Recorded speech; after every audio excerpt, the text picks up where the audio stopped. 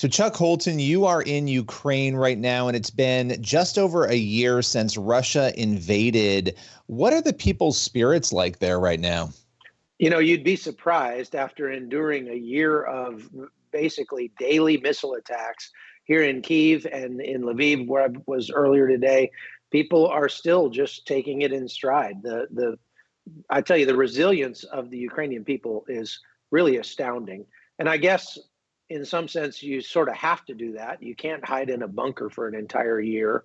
And it's gotten to the point where, because this is a traditional, conventional war, the first one of my lifetime, it's far different than, say, Afghanistan or Iraq was, because those were insurgencies where the front line is everywhere. You never knew when something was going to blow up anywhere in that country.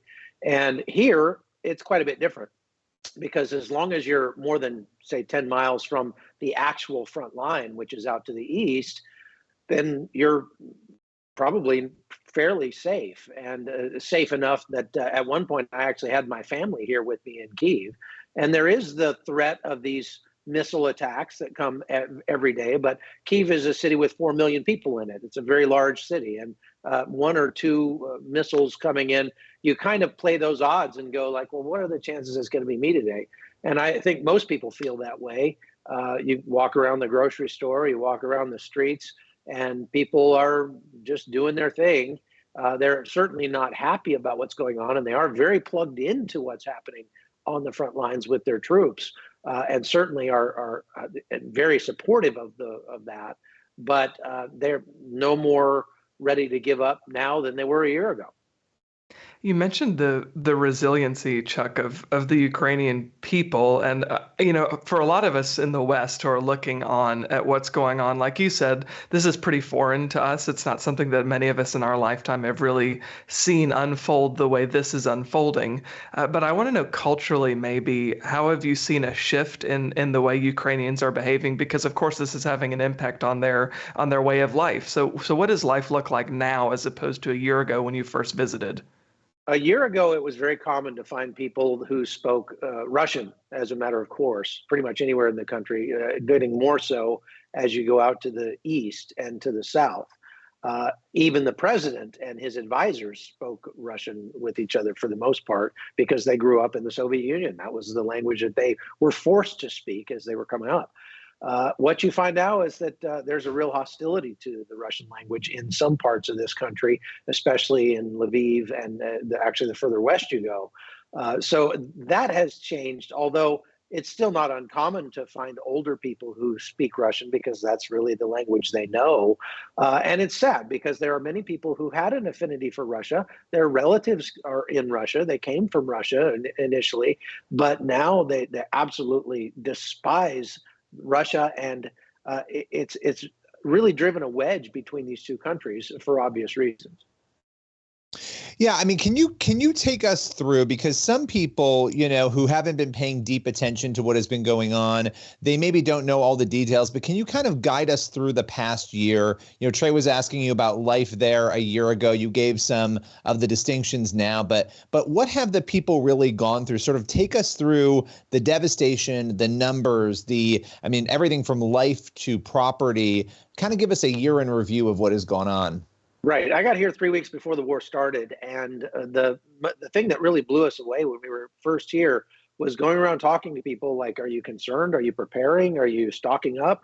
And they'd say, no, we've been prepared for 8 years. We've been having to deal with this, for forever. And so they were just going about their daily lives like nothing was going to happen.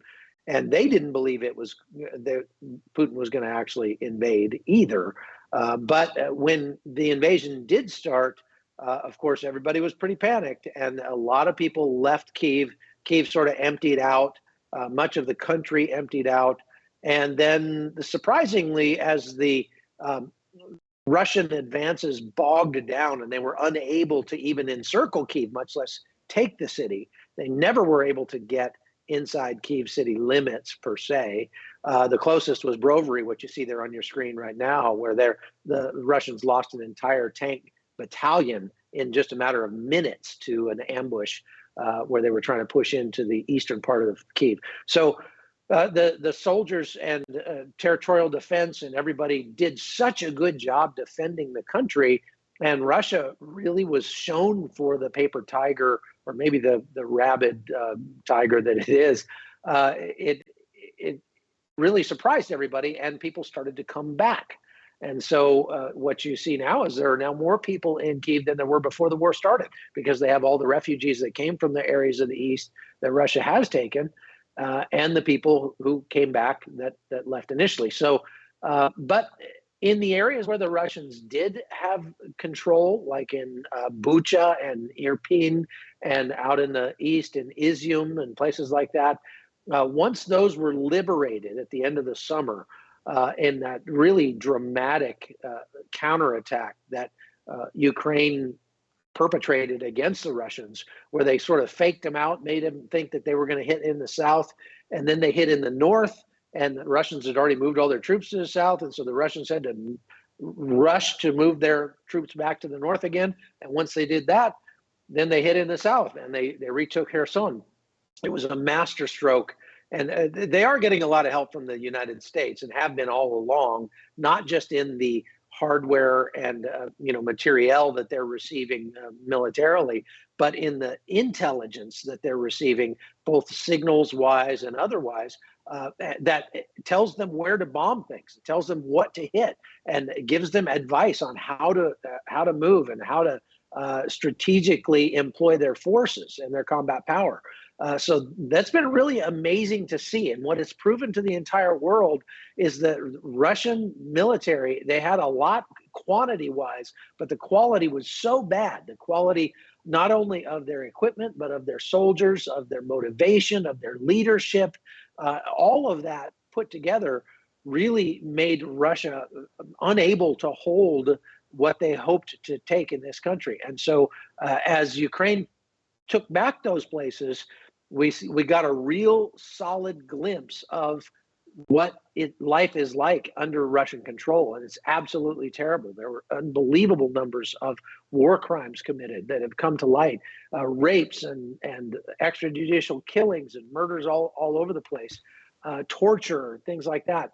We've spent most of this year telling all those stories, and I think what that's done is that's really solidified the Ukrainians' desire to fight back. The best possible thing that could have happened to make the Ukrainian will stay strong was for them to see how terrible life is under Russian control, and nobody wants that now.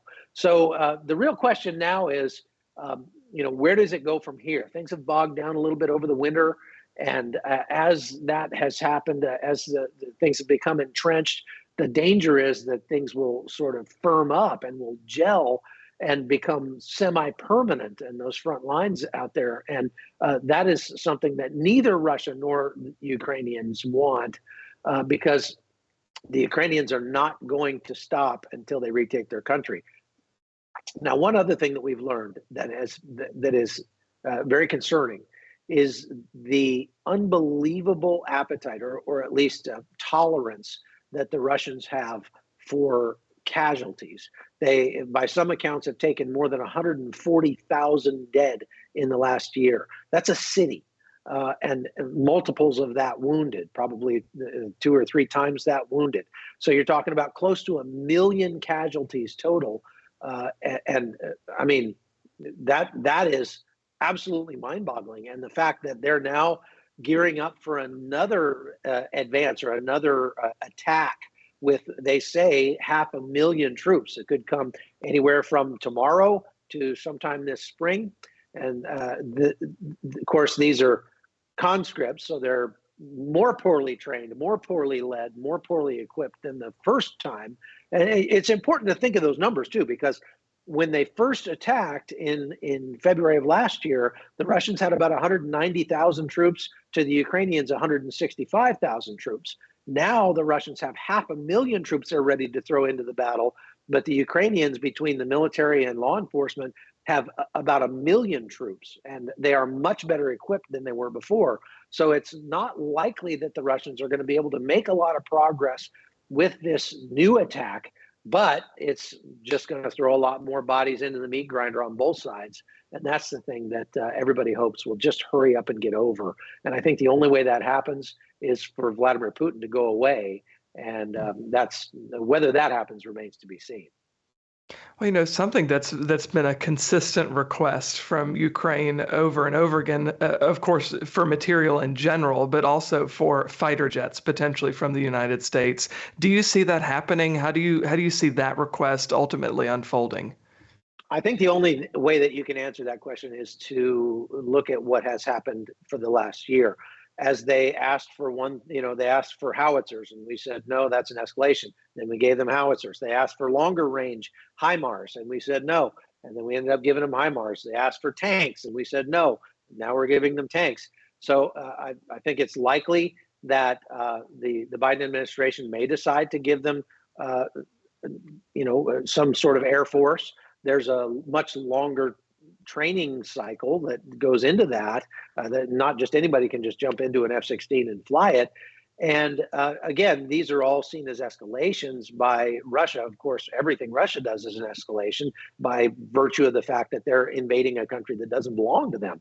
So the real scary part, and I think this is the thing that the West has been most concerned about, is that we don't really want to go toe-to-toe with a nuclear-armed Russia. However, after seeing how poorly Russia has fared against Western equipment in untrained hands of the Ukrainians, it is now becoming very clear that if Russia were to go directly to war with NATO, they would lose very, very quickly.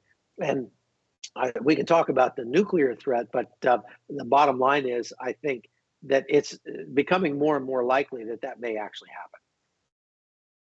You bring up the nuclear threat. We're obviously talking about casualties. We know that land has been impacted, buildings, families, individuals.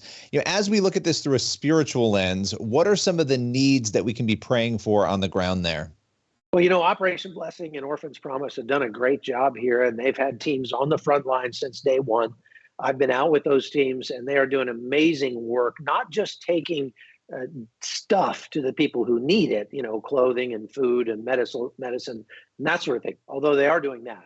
But they're doing longer term things like dealing with people, helping the children who have been traumatized by this war to deal with that trauma, and helping to put them back to school, where these kids, especially who are refugees from the East, who have not been in school for a year, Operation Blessing is working to put together virtual classrooms that they can come to and can get their schooling and not fall so far behind. And so not only that, but there are all kinds of organizations that are dealing with the physical and spiritual needs of people. It's been really gratifying to see how Christians have stepped up. No matter what you think about the politics of this war and about whether or not America should be sending aid as military-wise to the Ukrainians, I think any Christian would have to agree that we have to pray for these people, we have to pray for this country, and we have to pray that God would thwart the plans of evil men and put a stop to this war as soon as possible.